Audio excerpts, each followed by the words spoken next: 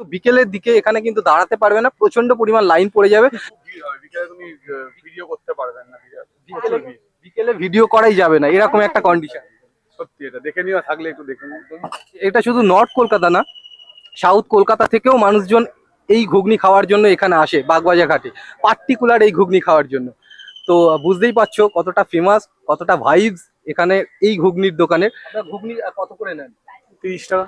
30 টাকা প্লেট ঘুগনি, 30 টাকা প্লেট। ঘুগনির সঙ্গে আর কিছু আছে?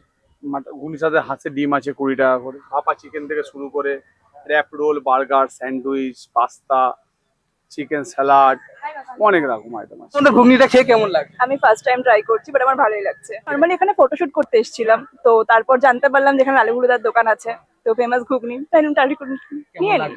ভালো লাগছে বেশ। তোমার? ভালো লাগছে, ফার্স্ট টাইম ট্রাই করছি, ভালো লাগছে।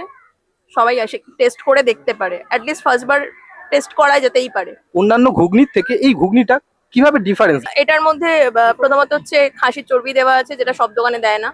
আর সেকেন্ডলি হচ্ছে যথেষ্ট কোয়ান্টিটির চর্বিটা দেওয়া, মানে একটু আধটু নামকে বাস্তা দেওয়া না, যথেষ্ট বেশি পরিমাণ দেওয়া রয়েছে। অ্যান্ড ঘুগনির কোয়ালিটি ভালো।